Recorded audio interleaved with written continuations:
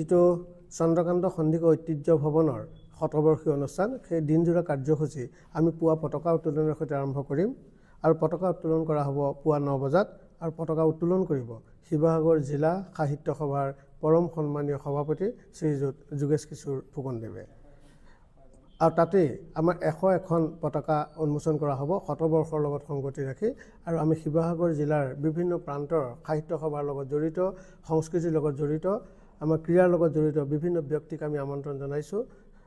তাৰ পিছতে আছে আমাৰ স্মৃতি তৰ্পণ আছে পুৱা 9:30 আৰু তৰ্পক হিচাপে আমি আমন্ত্ৰণ জনাইছো শ্ৰীযুত হেম বৰুৱা প্ৰাক্তন সভাপতি ৰংপুৰ শাখা সাহিত্য সভা পুৱা 10 বজাত শোভাযাত্ৰা আছে আৰু দিনৰ 10 বজাত 12:30 বজাত মুকলি সভা আছে উদ্বোধক শ্ৰীযুত প্ৰেম গগৈ বিশিষ্ট কবি সাহিত্যিক তথা প্ৰাক্তন সভাপতি শিৱসাগৰ জিলা সাহিত্য সভা আদৰণি ভাষণ আগবঢ়াব শ্ৰীযুত সমীৰণ বৰা সভাপতি আদৰণি সমিতি তথা জিলা উন্নয়ন আয়ুক্ত সভাপতিত্ব কৰিব ডক্টৰ বসন্ত কুমাৰ গোস্বামী পৰম সন্মানীয় সভাপতি অসম সাহিত্য সভা আৰু তাত বিশিষ্ট অতিথি হিচাপে উপস্থিত থাকিব শ্ৰীযুত আয়ুষ গাৰ্গ আয়ুক্ত শিৱসাগৰ জিলা আৰু ডক্টৰ জ্যোতিৰেখা হাজৰিকা সম্পাদক কেন্দ্ৰীয় কাৰ্যালয় অসম সাহিত্য সভা লগতে শিৱসাগৰ জিলা সাহিত্য সভাৰ প্ৰাক্তন সভাপতিসকল তাৰ পৰৱৰ্তী সময়ছোৱাত স্মৃতি গ্ৰন্থ চন্দ্ৰকান্ত আৰু অন্যান্য গ্ৰন্থ উন্মোচন কৰা হ'ব আৰু উন্মোচক হিচাপে অসম সাহিত্য সভাৰ পৰম সন্মানীয় উপসভাপতি শ্ৰীযুত পদুম ৰাজখোৱাদেৱক আমি অনুৰোধ জনাইছোঁ আৰু এই অনুষ্ঠানটোৰ লগতে আমাৰ এই মাহতে যেহেতু নৱেম্বৰৰ 23 তাৰিখৰ দিনাখন শিৱসাগৰ জিলা সাহিত্য সভাৰ উদ্যোগত অন্য এটি কেন্দ্ৰীয় অনুষ্ঠান অনুষ্ঠিত হ'ব সেইটো হৈছে অসম সাহিত্য সভাৰ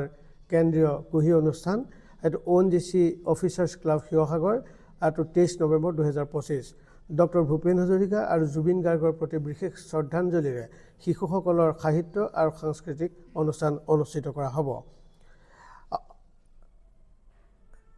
অসম সাহিত্য সভাৰ উদ্যোগত কেন্দ্ৰীয় কুহি উপসমিতিৰ ব্যৱস্থাপনাত শিৱসাগৰ জিলা সাহিত্য সভাৰ সহযোগত জিলা কুহি উপসমিতি আৰু ONGC শতদল শাখা সাহিত্য সভাৰ আতিথ্যত অহা 23 নৱেম্বৰ 2025 খ্ৰীষ্টাব্দ দেওবাৰে ONGCৰ অফিচাৰ্ছ ক্লাবত দিনজোৰা কাৰ্যসূচীৰে কুহিৰ কেন্দ্ৰীয় অনুষ্ঠান আয়োজন কৰা হৈছে অনুষ্ঠানটোত 14 বছৰৰ বয়সৰ অনুৰ্ধ শিশুসকলৰ মাজত গীত মাত নৃত্য আদিৰ দলগত প্ৰদৰ্শন কৰা হ'ব তদুপৰি 1000 শিশুৰ কণ্ঠৰে সংগীত শিল্পী হাৰ্টথ্ৰব জুবিন গাৰ্গৰ মায়াবিনী ৰাতিৰ বুকুত গীতটো পৰিৱেশন কৰা হ'ব